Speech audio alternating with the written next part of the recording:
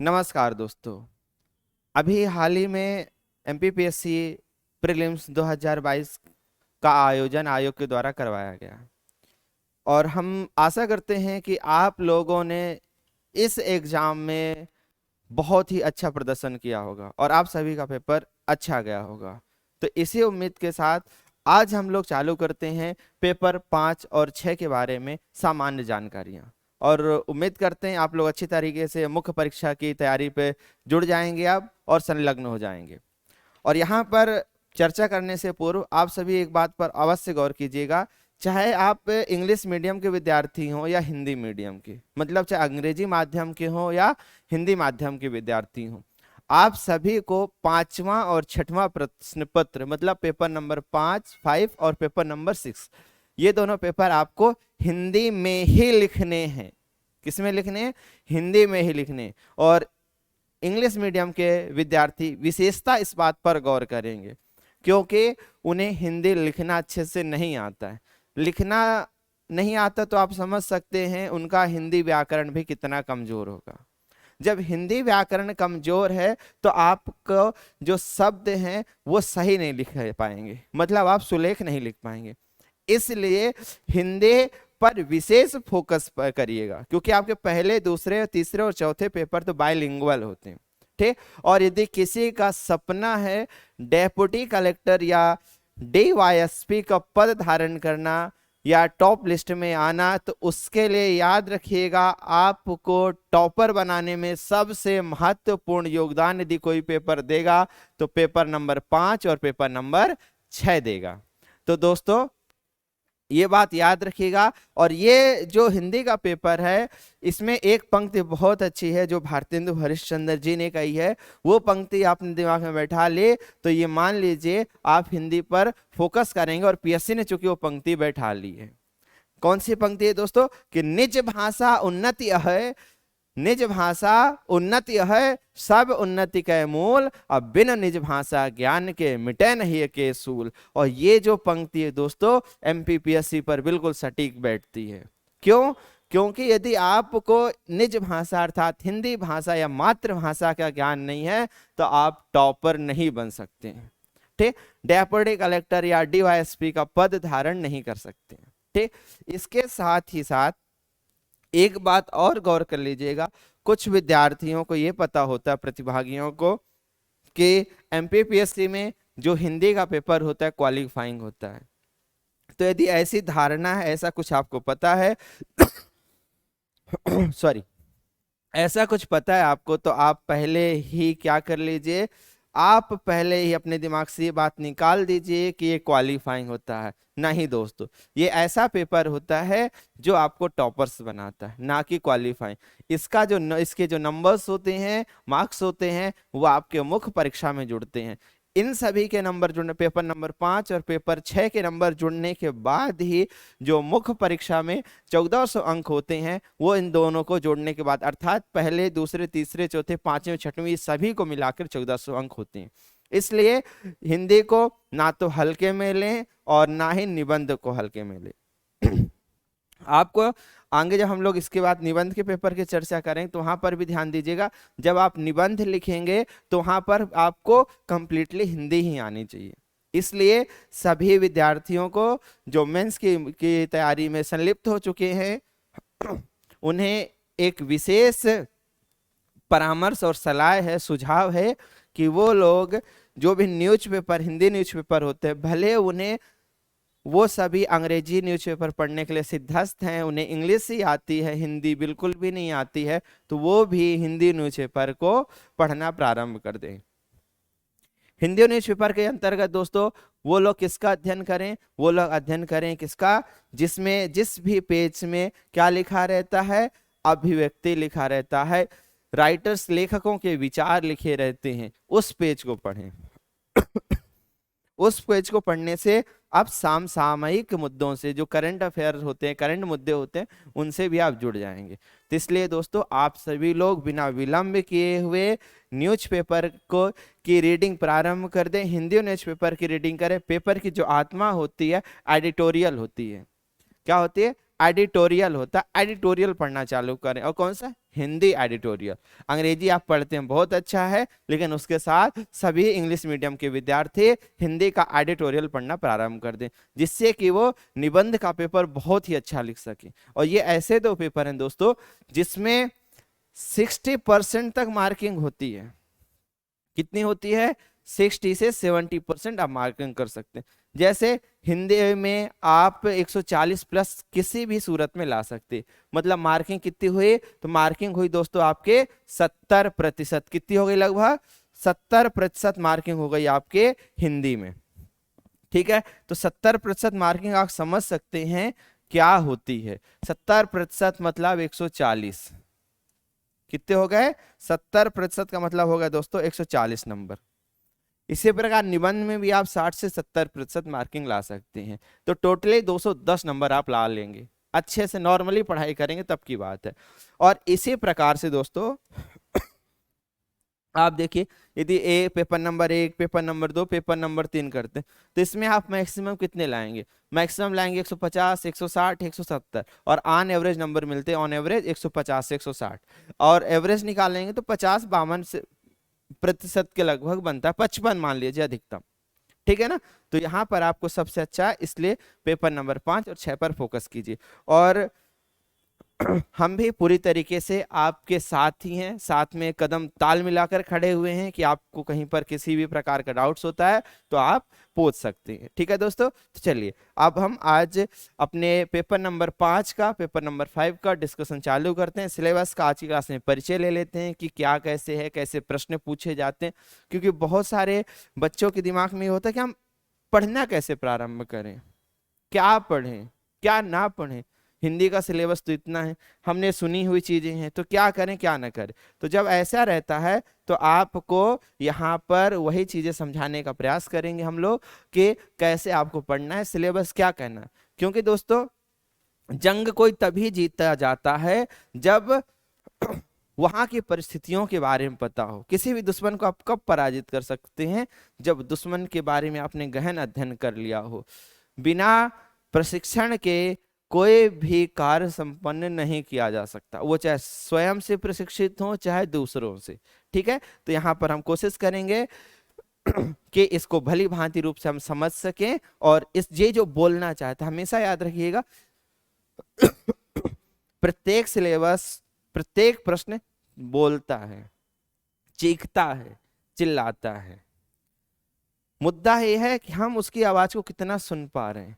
जैसे ही हमने उसकी आवाज को सुन लिया, उसके भाव को समझ लिया, तो आप ये समझ लीजिए कि आपने उसका आंसर तैयार कर लिया।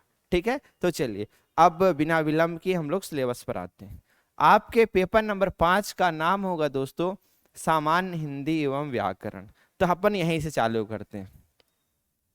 सामान्य हिंदी, जैसे आप देखते हैं GS1 जनरल स्टडी मतलब समान अध्ययन, मतलब वहां पर क्या पूछा है? नॉर्मल 10वीं 12वीं तक की चीजें आपसे पूछी जाएंगी। इसी प्रकार जो सामान्य हिंदी शब्द लिखा हुआ है, इसका मतलब है दोस्तों कि आम बोलचाल में जो 10वीं तक हम हिंदी पढ़ते हैं वही पूछी जाएगी, इसके ऊपर की हिंदी नहीं पूछी जाएगी। कहाँ तक पूछी जाएगी मित्रों?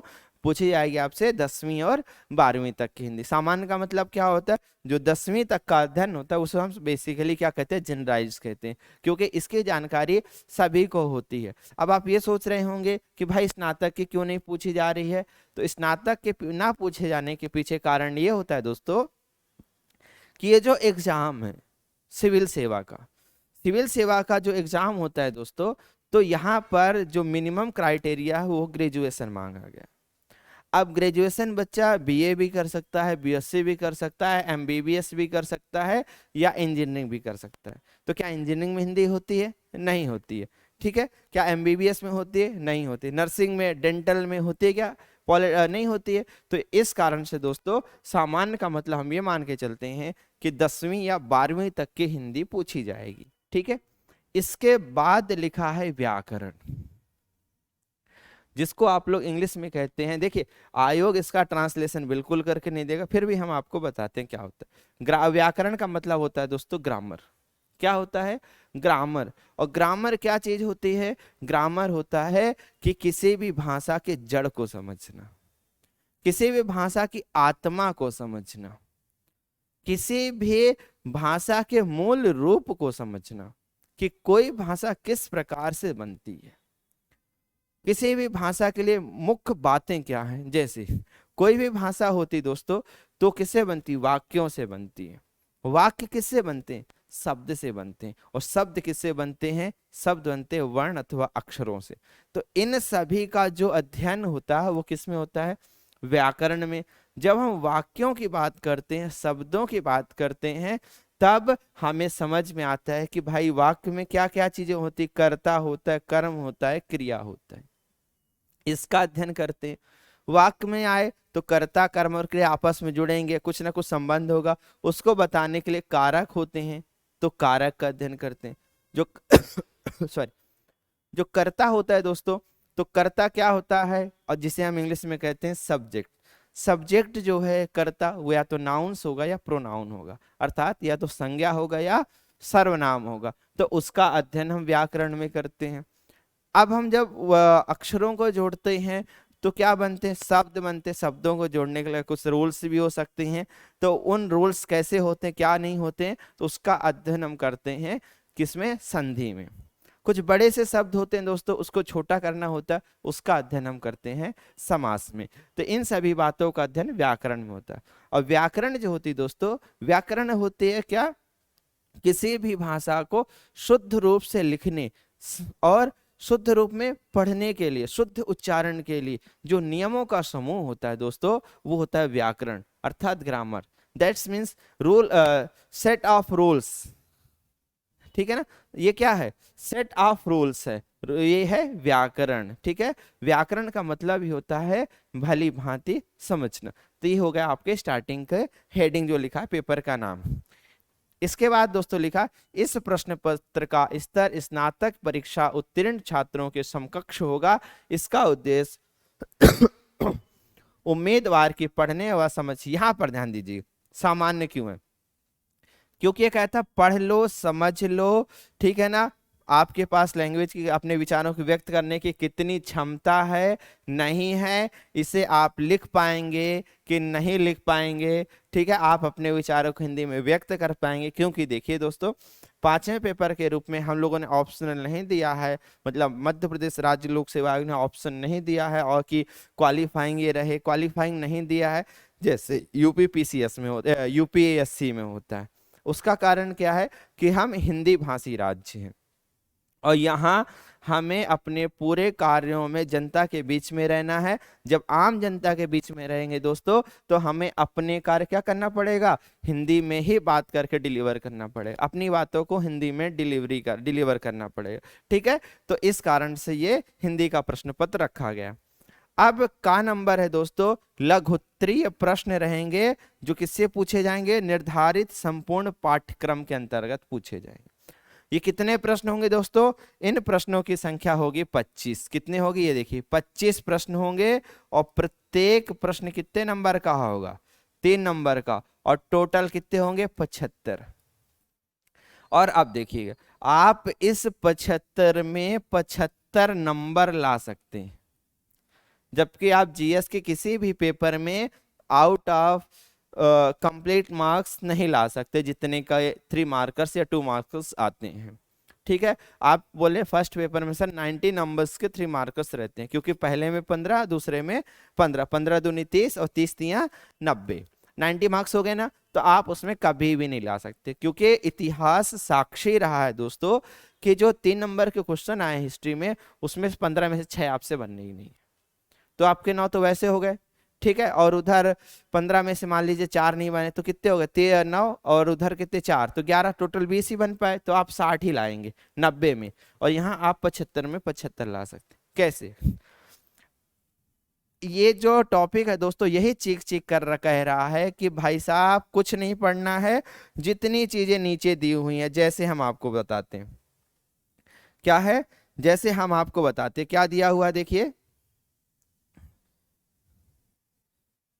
ये अलंकार, अनुवाद, संधि समास, विराम चिन्ह, प्रारंभिक व्याकरण, शब्दावलियां, लोकोक्ति, मुहावरे, अपठित गद्यांश, और नीचे फिर जाके आपका लिखा है दोस्तों पल्लवन और संक्षेपण। ठीक है, तो यहां पर गौर करिए, ये जो सिलेबस है यही चीख चीख कर कह रहा है कि इनका यदि अध्ययन कर लिया जाता है अच्छे तरीके से तो आपके ये वाला टॉपिक है लघुत्तरीय प्रश्न पत्र के लघुत्तरीय प्रश्नों का, तो क्या हो जाएगा, वो हो जाएगा आपका कंप्लीट। क्या हो जाएगा दोस्तों, वो कंप्लीट हो जाएगा। तो इसलिए आप गौर कीजिएगा, इतना नहीं सोचना हमें, केवल हमें कहां पर ध्यान देना है, यहां से ध्यान देना चालू करना है। कहां से, अलंकार से।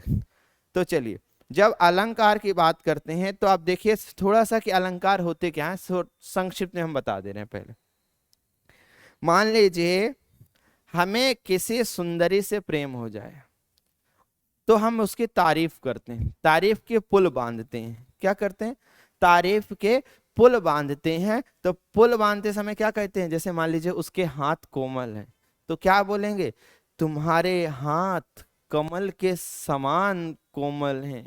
या कोई और चीज से बोल सकते हैं, उसके चेहरे की तारीफ करनी है तो तुम्हारा मुख चंद्र सा सुंदर है। क्या बोलेंगे, तुम्हारा मुख चंद्र सा सुंदर है। जैसे एक बहुत ही अच्छी लाइन आपने सुनी होगी, चंदुक चाचा ने चंदुक चाची को चांदनी रात में चांद के चम्मच से चटने चटाई। क्या काम ने, चंदू के चाचा ने चंदू की चाची को चांदनी रात में चांदी के चम्मच से चटनी चटाई। क्यों अच्छा लगा, क्यों आया, तो इसमें एक सौंदर्य आया जो आपको कानों को प्रिय लगा दोस्तों, तो कर्ण प्रिय लगा। इस कारण से क्या हुआ, उसमें अलंकार आया। अलंकार का मतलब होता है सौंदर्य, चमत्कारिकता, कि जिसको सुनते ही मन गदगद हो जाए, तो वाक्य में क्या आ जाए, चमत्कारिकता आ जाए, कि सुनने वाले का मन, जो मन है वो क्या हो, उत्साह से भर जाए, उसके जो श्रवणेंद्रियां हैं वो प्रफुल्लित हो जाएं। ठीक है, तो अलंकार कहलाया। इस अलंकार में कोई शब्द हो सकता है, कोई अर्थ। तो अब इसके प्रश्न देखिएगा कैसे आएंगे। हाँ, शब्द अलंकार अर्थ थोड़ा आपने सुना होगा, एक उदाहरण के माध्यम से हम बताना चाहेंगे कि जैसे हम थोड़ा सा बता रहे हैं आपको, एक यमक अलंकार बहुत सुना होगा आप लोगों ने, वही उदाहरण आज लेते हैं। कनक कनक ते 100 गुनी, मादकता अधिकाय, वा खाए बौराए या पाए बौराए। बहुत सुना होगा कि लोहा, क्या कहते हैं, कोई सोना पाने से पागल हो जाता है। क्या होता है, कोई सोना को पाने से पागल हो जाता है और कोई धतूरों को खाने से पागल हो जाता है। क्योंकि दोस्तों सभी शिव नहीं होते हैं। क्या है, सभी शिव नहीं होते हैं। हर लड़की पार्वती हो सकती है पर हर लड़का अब शिव नहीं हो सकता है, तो ये बात गौर करिएगा। ठीक, तो यहां पर अलंकार के प्रश्नों को देखिएगा किस प्रकार से आते हैं। तो दोस्तों यहां से सबसे पहले आप देखिए लघु उत्तरीय प्रश्न क्या आ सकता है। क्या देखते हैं हम, लघु उत्तरीय प्रश्न देखते हैं किस प्रकार से आएगा। लघु उत्तरीय प्रश्न में आ जाएगा दोस्तों अलंकार की परिभाषा पहला। दूसरी आ जाएगी कि कोई दंडी ने क्या परिभाषा दी। ठीक है ना, कुछ विशेष राइटर होते हैं, अलंकार शास्त्र के जनक कौन है, दंडी ने क्या परिभाषा दी है, किसने क्या परिभाषा दी है, ये पूछा जा सकता है। दूसरा आपसे पूछ लिया जाएगा, यहीं से एक प्रश्न बना दिया जाएगा, शब्दालंकार के कोई 3 प्रकार लिखिए। तो देखिए 1, 2 और ये 3 लिखे हुए हैं। फिर आपसे पूछा जा सकता है दोस्तों अर्थालंकार के 3 प्रकार बताइए, ये 3 प्रकार हो गए। ठीक है, इसके बाद पूछ लिया जाएगा उपमा अलंकार का वाचक शब्द क्या है, रूपक अलंकार, इनसे रिलेटेड प्रश्न पूछे जा सकते हैं और पूछे भी गए। ये आपके 3 नंबर, और 3 नंबर में दोस्तों इसके लगभग 2 प्रश्न आ रहे हैं, तो एक तो 6 तो यही हो गया। फिर अपने खंड से इसके खुद 5-5 नंबर के 2 प्रश्न आते हैं। ये 5 + 5 का मतलब क्या है, तो देखिए 5 का मतलब ये है दोस्तों, अब यहां पर देखिएगा 5 का मतलब क्या, कि शब्दा अलंकार से 5 नंबर के प्रश्न पूछे जाएंगे और इसी प्रकार अर्थालंकार से 5 नंबर के। ये 5 नंबर के प्रश्न कैसे आते हैं, तो आप ध्यान दीजिएगा दोस्तों, इसमें 5 नंबर के प्रश्न में एक नंबर के, कितने नंबर के, 1 नंबर के 5 प्रश्न आएंगे। 1 नंबर के कितने प्रश्न आएंगे, 5 प्रश्न आएंगे, जिसमें आपसे पूछ लिया जाएगा अनुप्रास अलंकार के भेद लिखिए। अनुप्रास अलंकार में अनुप्रास शब्द का क्या भेद होता है, यमक शब्द का क्या भेद होता है, यमक अलंकार की परिभाषा लिखिए, श्लेष शब्द का अर्थ क्या होता है, हमेशा आप सुना है आपने श्लेष का अर्थ होता है चिपका हुआ, ठीक है। तो आपसे श्लेष अलंकार, श्लेष का अर्थ पूछा जा सकता है, कोई एक उदाहरण पूछा जा, कोई उदाहरण एक दे देगा, और जो 5 में से 2 प्रश्न लगभग उदाहरण के दिए जाएंगे। क्या दिए जाएंगे, 2 प्रश्न उदाहरण दे दिया जाएगा और पूछ लिया जाएगा इसमें कौन सा अलंकार है, ठीक। या पूछ लिया जाएगा उदाहरण दे के दी गई पंक्ति में अनुप्रास अलंकार का कौन सा उदाहरण है, ठीक है। इस प्रकार से आपसे इसका प्रश्न पूछा जाएगा। इन अ सेम वे इसके भी प्रश्न आपसे इसी प्रकार में पूछे जाएंगे, उपमा और रूपक और उत्प्रेक्षा में। आपसे पूछा जा सकता है कि उत्प्रेक्षा अलंकार के प्रसिद्ध कवि कौन है, या पूछ लिया जाए उपमा अलंकार के प्रसिद्ध कवि कौन है। तो दोस्तों पाश्चात्य संस्कृत तो यूं ही बदनाम है, उनसे ज्यादा तो वर्णन हम लोग, बखान तो हम लोगों ने किया है स्त्री सौंदर्य का, महिला सौंदर्य का, ठीक है।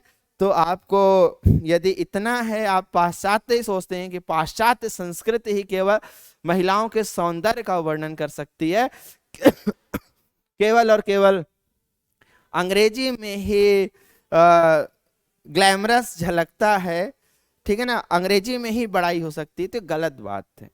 बड़ाई तो वास्तव में हिंदी में ही हो सकती है, संस्कृत में हो सकती है, हमारे भारतीय साहित्य में हो सकती है, जिसका उदाहरण आपके कालिदास जी हैं, ठीक। तो उपमा अलंकार के प्रसिद्ध कवि कौन है, कालिदास जी। इसीलिए दोस्तों हिंदी के बारे में एक लाइन बोलेंगे, गौर से सुनिएगा, गौर फरमाइएगा कि कैसे ये साहित्य जो हिंदी अपना भारतीय साहित्य है, कैसे एक बहुत अच्छे तरीके से एक दो पिरोया गया है एक शायरी के रूप में। कहते हैं दोस्तों, उर्दू प्रेम की, उर्दू प्रेम की, हिंदी सम्मान की और अंग्रेजी व्यापार की भाषा है। उर्दू प्रेम के, हिंदी सम्मान की और अंग्रेजी व्यापार की भाषा है। और अंग्रेजी क्या है, आप देखिए पाश्चात्य संस्कृत है, तो शेक्सपियर लोग भी कालिदास से पीछे हैं। कालिदास ने जितना अच्छा सौंदर्य का बखान किया है, उतना अच्छा बखान तो शेक्सपियर ने भी नहीं किया है, ठीक है। तो चल समझ में आ गया अलंकार से कैसे होते हैं। इसके बाद है दोस्तों दूसरा टॉपिक, अलंकार के बाद है अनुवाद वाक्यों का। पहले यहां पर देखते हैं, और फिर क्या लिखा, हिंदी से अंग्रेजी और ये टॉपिक भी कोई कठिन सा नहीं है दोस्तों, बहुत ही सरल। इसमें 2 भाग हैं। जब हिंदी से अंग्रेजी की आप बात करेंगे तो आपके 5 प्रश्न आएंगे दोस्तों। 5 प्रश्न कितने नंबर के रहेंगे, 4 नंबर के, ठीक है। अब अंग्रेजी से हिंदी की बात करेंगे तो इसमें 5 प्रश्न आएंगे, और ये 5 प्रश्न आएंगे 3 नंबर के। तो कितना हुआ, देखिए 4 गुणे 5 और 3 गुणे 5, ये हो गया आपका 4 पंचे 20 और 5 3 जा 15, 5 3 15 हो गया। अब ये कैसे रहेंगे 4 प्रश्न, एक एक लाइन के रहेंगे। 5 प्रश्न कैसे रहेंगे, जैसे मान लीजिए एक प्रश्न आ गया कि आईपीएल 2023 का खिताब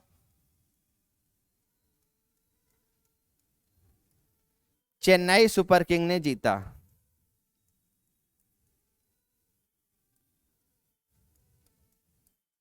ठीक है, तो आप इसका ट्रांसलेशन हिंदी मीडियम के विद्यार्थी हो चाहे इंग्लिश मीडियम के, वो आसानी से कर सकते हैं कि आईपीएल 2012 का खिताब सीएसके ने जीता। तो आईपीएल 2020 विनर्स एज कौन, सीएसके। तो आप यहाँ नॉर्मली बता देंगे आईपीएल 2022 का खिताब सीएसके ने जीता, इसका ट्रांसलेशन आएगा। इस तरीके के आपके रहेंगे 5 क्वेश्चन।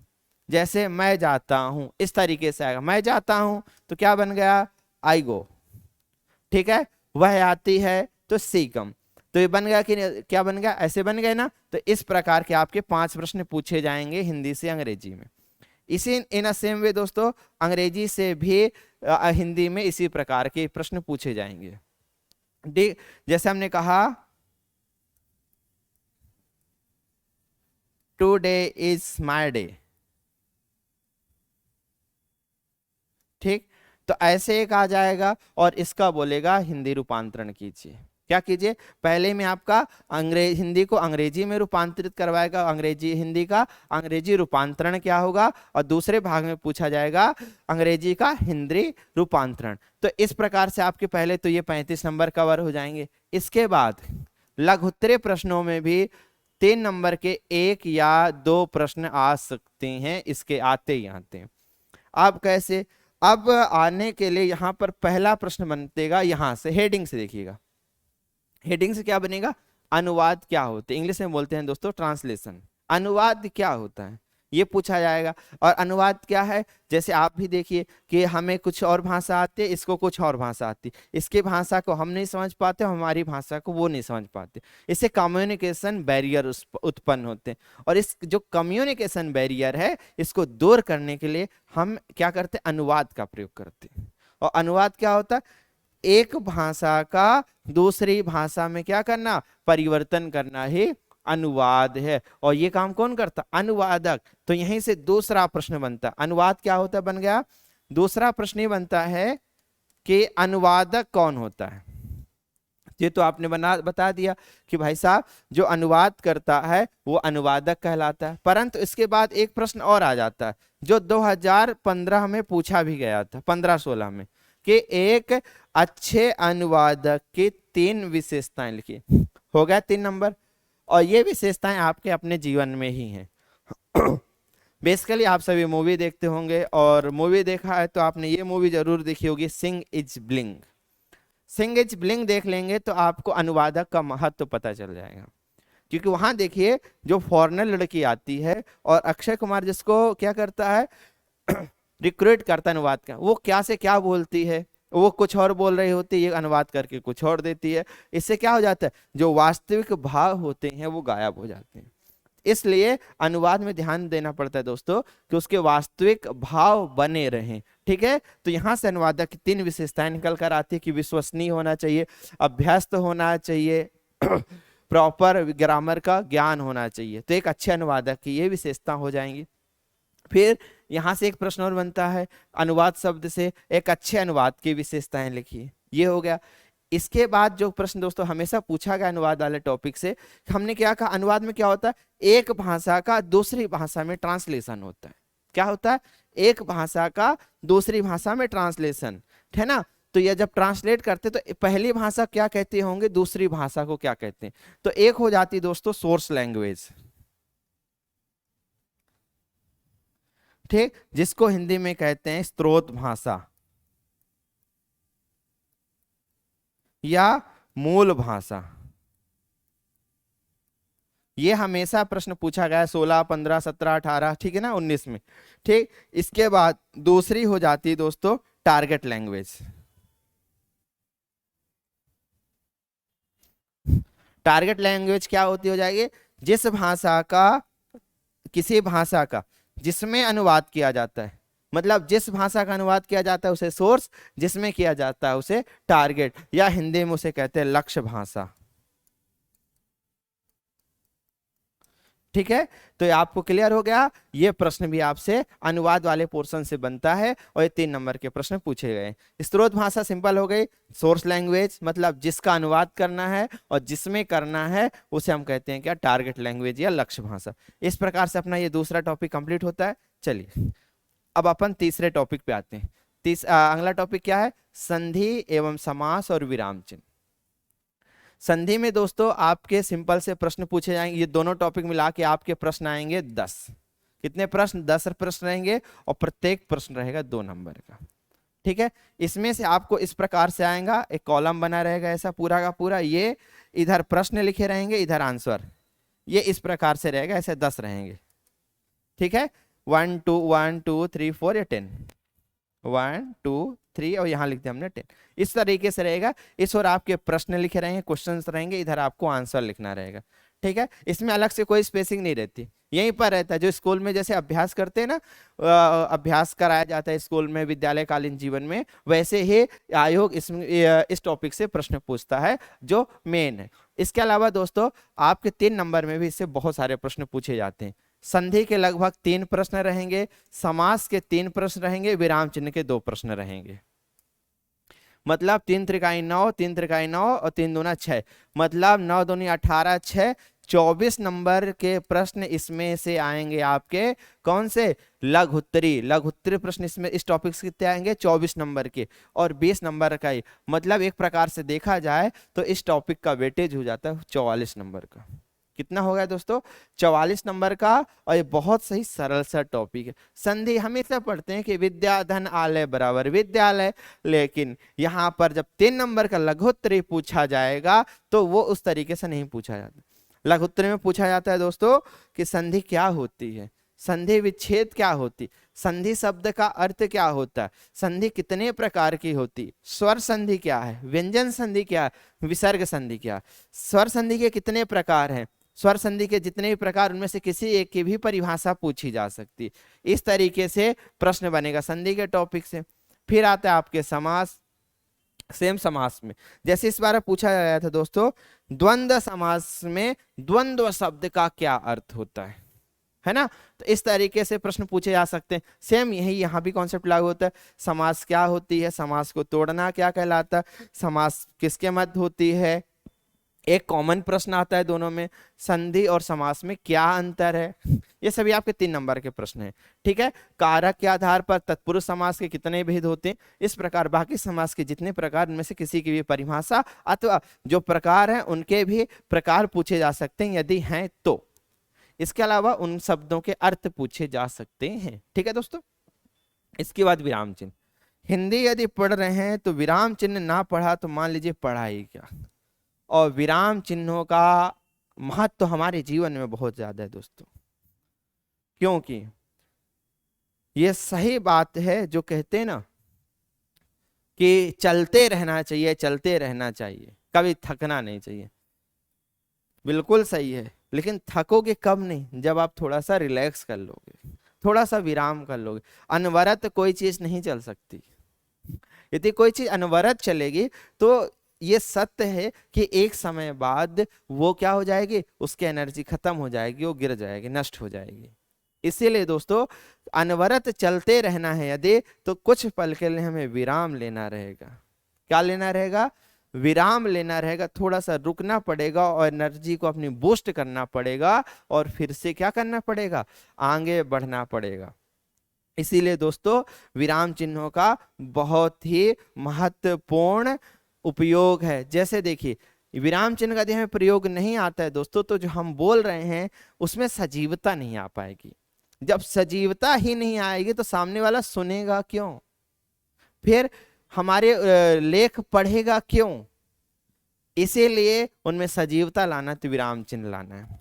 क्योंकि आप जब बुक पढ़ते होंगे तो बुक पढ़ते पढ़ते या नॉवेल्स पढ़ते पढ़ते कभी आप सोचा है आपने कि आप खुद उस पर डूब गए हैं, उसको आप फील करने लगे। वो किससे आ रहा है? वो इससे आता है। इसको इंग्लिश में कहते हैं दोस्तों पंक्चुएशन। क्या कहते हैं?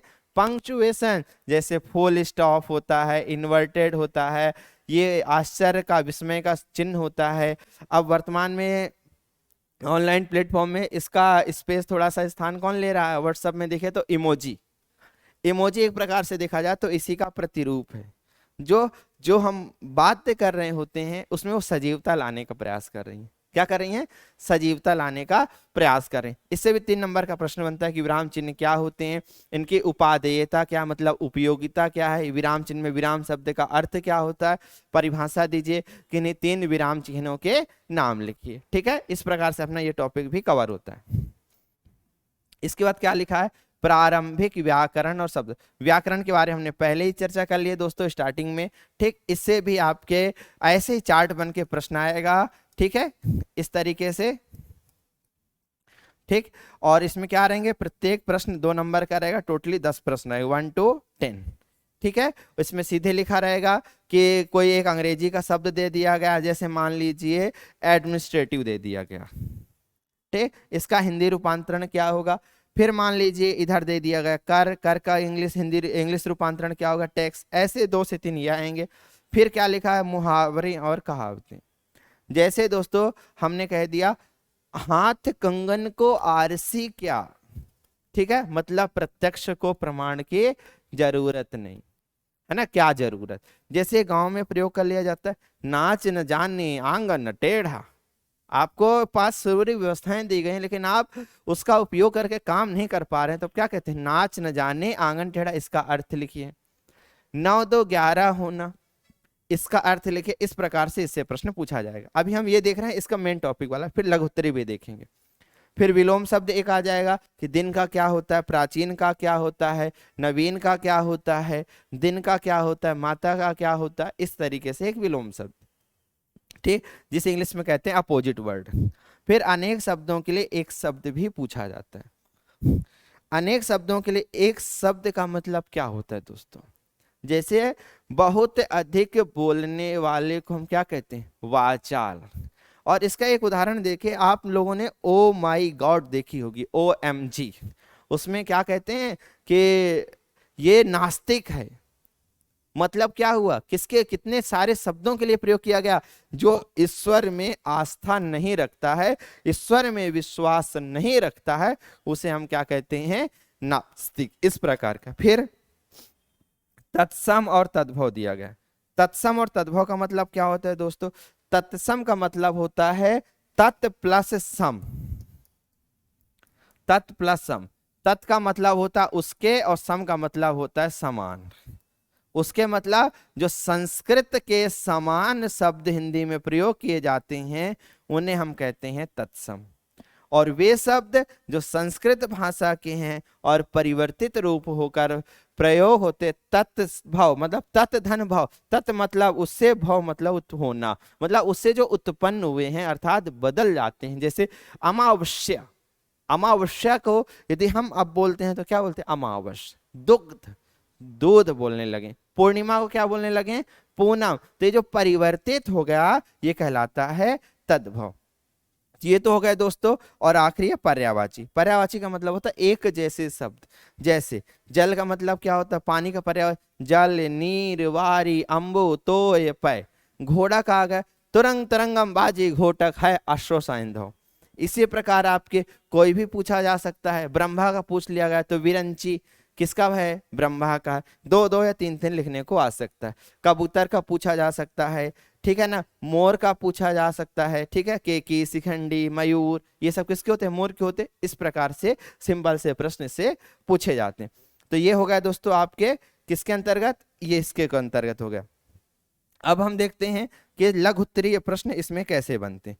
लघु उत्तरीय प्रश्न में जब, हाँ आखिरी बनता है, तो बचा दोस्तों मानसिक शब्द, मानक शब्दावलियां।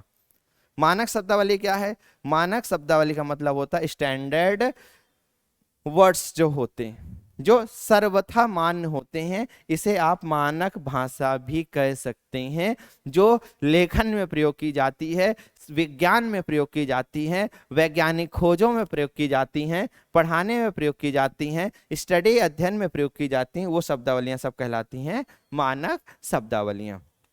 अब इससे देखिए लघुत्तरी प्रश्न कैसे बनता, और इस टॉपिक से लघुत्तरी हमेशा आते हैं। आपसे पूछ लिया जाएगा पारिभाषिक शब्दावली किसे कहते हैं, पारिभाषिक शब्दावली की विशेषताएं बताइए, अर्थ पारिभाषिक शब्द क्या होते हैं, पूर्ण पारिभाषिक शब्द क्या होते हैं, मुहावरे और कहावतों में कोई 3 अंतर लिखिए, मुहावरे का अर्थ लिखिए, कहावतें क्या होती, कहावतों को अन्य किस नाम से जाना जाता, इन दोनों में क्या अंतर है, ये कैसे प्रश्न बनेंगे। फिर विलोम शब्द को परिभाषित कीजिए, ठीक। फिर इसमें बनता है तत्सम क्या होते हैं, तद्भव क्या होते हैं, अलग अलग बनता है। तत्सम और तद्भव को परिभाषित कीजिए, तत्सम और तद्भव में अंतर लिखिए, ठीक है। इसके बाद पर्यायवाची क्या होते हैं, ठीक, किन्हीं 2 दे देगा, उनके अर्थ लिखिए, उनके पर्यायवाची लिखिए, ठीक है। इसके बाद इतने ही प्रश्न इससे बनते हैं। अब दिया है दोस्तों अपठित गद्यांश। अब एक बात हिंदी में याद रखिएगा, किसी भी शब्द के प्रारंभ में यदि अ उपसर्ग के रूप में जुड़ा है, आ क्या जुड़ा है, उपसर्ग के रूप में जुड़ा है, तो हमेशा याद रखिएगा जब आ उपसर्ग के रूप में जुड़ा होता है तो इस आ का मतलब होता है नहीं। क्या होता है दोस्तों, इस आ का मतलब होता है नहीं। मतलब यहां लिखा पठित, पठित नहीं, अर्थात जो पढ़ा हुआ नहीं है उसे कहते हैं अपठित गद्यांश। क्या कहते हैं, गद्यांश। गद्यांश किस रूप में लिखा रहता है, गीत के रूप में नहीं रहता, याद रखिएगा, ठीक है। तो यहां पर जिसे इंग्लिश में कहते हैं अनसीन पैसेज, क्या कहते हैं, अनसीन। ये बहुत ही सरल होता है और इसमें आप 20 में से 20 नंबर गेन कर सकते हैं, ठीक है। इसके बाद अगला टॉपिक है पल्लवन और फिर संक्षेपण।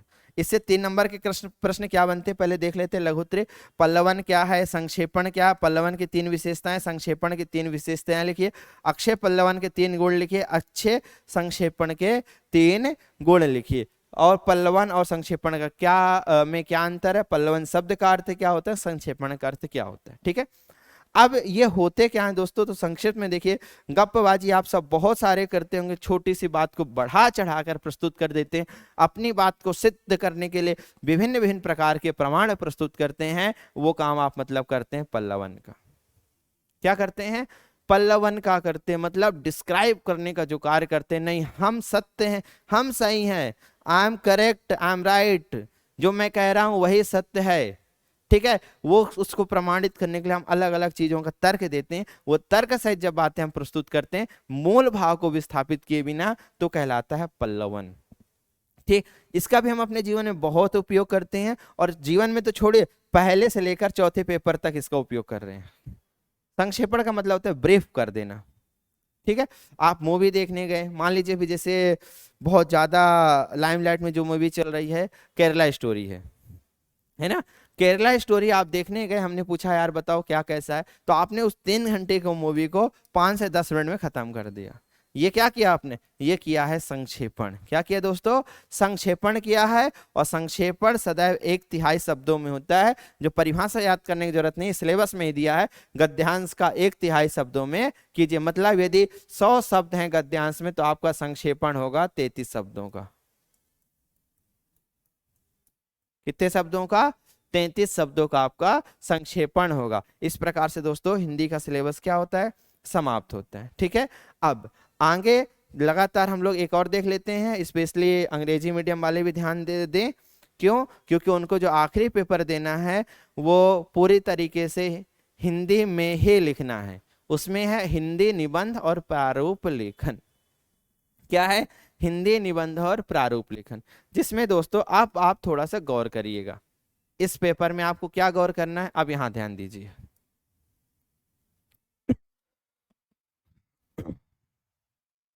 ठीक है, प्रथम निबंध लिखा हुआ है।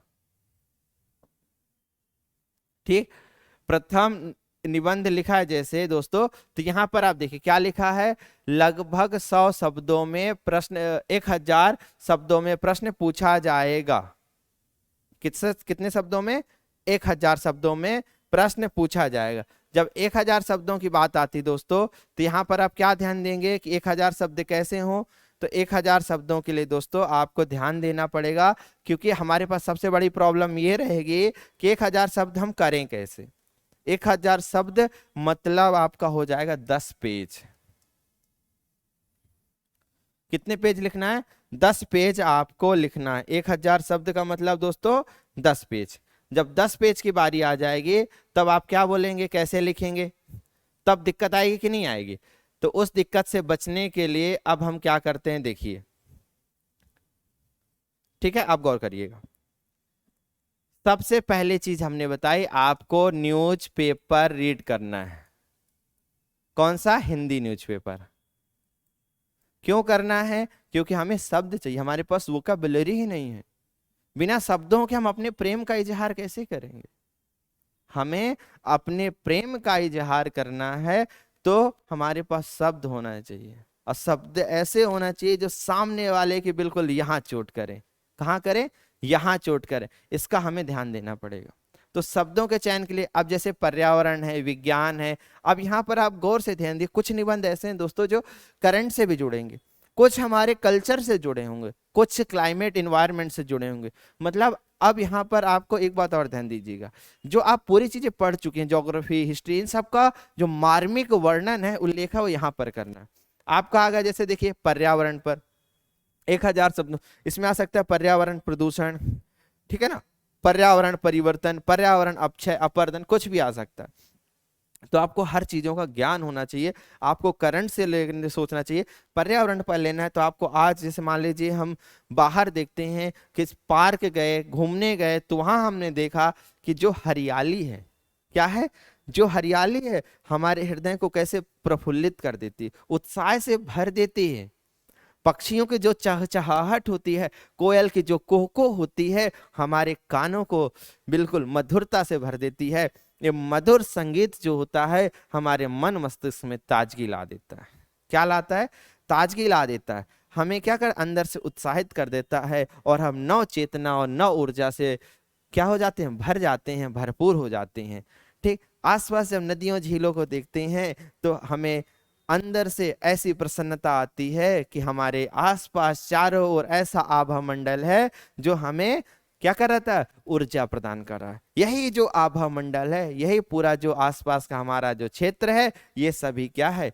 पर्यावरण है। तो आपको निबंध ऐसे चालू करना है, इस प्रकार से निबंध आपके पूछे जाएंगे। ठीक है, और ये सभी जनजातीय विकास भी करंट्स का, अच्छा ये टॉपिक वर्तमान में बहुत चर्चा में चल रहा है, राष्ट्रवाद और राष्ट्रीय एकता। उसके साथ ही साथ दोस्तों सांस्कृतिक विरासत, सभ्यता और संस्कृत, ई कॉमर्स, ई मार्केटिंग और योग और स्वास्थ्य। अभी 21 मई बीता है दोस्तों, तो यहां से आपका प्रश्न बन सकता है। इससे एक निबंध पूछा भी जा चुका है, भारतीय संस्कृति और पर्यावरण, 2018 या 19 का निबंध था, 19 में पूछा गया था। ठीक है, इसके बाद बाह्य और आंतरिक सुरक्षा के मुद्दे, ये आप लोग सेकंड पेपर के पार्ट ए के अंतर्गत पढ़ते हैं, जो कि यहाँ पर शामिल किया गया। और इसको शब्द, और इसमें याद रखिएगा ये जो कुछ टॉपिक्स है इसमें करंट का डालना पड़ेगा, जैसे मादक पदार्थों का सेवन और दुष्प्रभाव, ठीक, घरेलू हिंसा है, ठीक, इस पे आपको करंट का डेटा डालना पड़ेगा। इसके लिए वर्तमान में आज से ही आप न्यूज़पेपर पढ़ना चालू कर दीजिए। न्यूज़पेपर का जो एडिटोरियल होता है उसको पढ़ना चालू कर, उसे जो भी डेटा मिले तो आप मेंशन करते चलिए, ये निबंध में आपके काम आएंगे। इसके बाद द्वितीय निबंध है समसामयिक समस्या और निदान। ये कैसे हो सकता है? जैसे वर्तमान में दोस्तों क्या चल रहा है, लोकसभा का कार्य चल संपन्न नहीं हो पा रहा, स्थगित हो जा रहा है। तो वर्तमान में लोकसभा या आपसे पूछा जाता है वर्तमान में संसद की कार्यवाहियों पर निबंध लिखिए, है ना। वह वर्तमान में संसद, इस पर लोकतंत्र का, जैसे सेंट्रल विस्टा प्रोजेक्ट के तहत आ चुका आया है, उसका सेंट्रल विस्टा प्रोजेक्ट के तहत हमारे लोकतंत्र की नई इमारत, नई नया आधार स्थापित किया गया है, जिसका उद्घाटन हाल ही में प्रधानमंत्री महोदय जी के द्वारा किया गया है, उस पे से भी निबंध आ सकता है। अभी समसामयिक में दोस्तों हमारे प्रदेश में G20 का सम्मेलन हुआ, G20 से संबंधित आ सकता है। ठीक है, इस प्रकार अभी योग दिवस संपन्न हुआ, तो योग से भी अभी करंट का प्रश्न पूछा जा सकता है। और अभी हाल में देखा जाए तो इस वर्ष दोस्तों गर्मी के मौसम होने के बावजूद ही हमें गर्मी का उतना एहसास नहीं हुआ, आभास नहीं हुआ है। तो ये किसका कारण था? जलवायु परिवर्तन है, क्लाइमेट चेंज का। तो क्लाइमेट चेंज से रिलेटेड पूछा जा सकता है, कृषि समस्याएं हैं उससे रिलेटेड इसमें निबंध पूछा जा सकता है। ठीक है, ये रहेगा 25 अंक का, और इसको आपको लिखना रहेगा 5 पेज में। ठीक है, इसके बाद आखिरी है दोस्तों प्रारूप लेखन, मतलब ड्राफ्टिंग। क्या कहते हैं? ड्राफ्टिंग। ड्राफ्टिंग में क्या है दोस्तों? ड्राफ्टिंग में आपको ध्यान देना पड़ेगा कि हमें आपस में जब संवाद करना है तो किस प्रकार से करेंगे, क्योंकि लेटर्स तो लिखने रहेंगे आपको, बिना रिटन प्रूफ के कुछ भी चीज वैलिड नहीं होती। तो आपको अपने सीनियर्स को लिखना है, ठीक है, जूनियर्स को भी लिखना पड़ सकता है, अपने समकक्ष अधिकारी को लिखना पड़ सकता है, सरकार का कोई एक आदेश बहुत जगह डिस्ट्रीब्यूट, आप मान लीजिए डेप्यूटी कलेक्टर बने, डेप्यूटी कलेक्टर के बाद आप सचिवालय चले जाते हैं, सेक्रेटरिएट चले जाते हैं, तो वहां से आपको एक सर्कुलर निकालना पड़ सकता है। तो किस प्रकार से लिखा जाएगा, उसका प्रारूप क्या होगा, इन सब का अध्ययन इसमें प्रारूप लेखन के अंतर्गत किया जाता है। ठीक, प्रतिवेदन मतलब होता है दोस्तों रिपोर्ट राइटिंग, अर्थात आपने जो देखा उसको किस प्रकार से प्रस्तुत कर पा रहे हैं, वो होता है प्रतिवेदन। इस प्रकार से दोस्तों आज का हमारा ये जो अध्ययन था सिलेबस का विस्तृत अध्ययन, वो समाप्त होता है। अब हम लोग अगली क्लास में पल्लवन के टॉपिक से प्रारंभ करेंगे, क्योंकि पल्लवन एक ऐसा टॉपिक जिसमें गप्पबाजी आप बहुत करते हैं, और ये देखेंगे कैसे आप अपने जीवन में पल्लवन का प्रयोग करते हैं और कैसे एग्जाम में लिखेंगे। ठीक है दोस्तों, तब तक के लिए नमस्कार।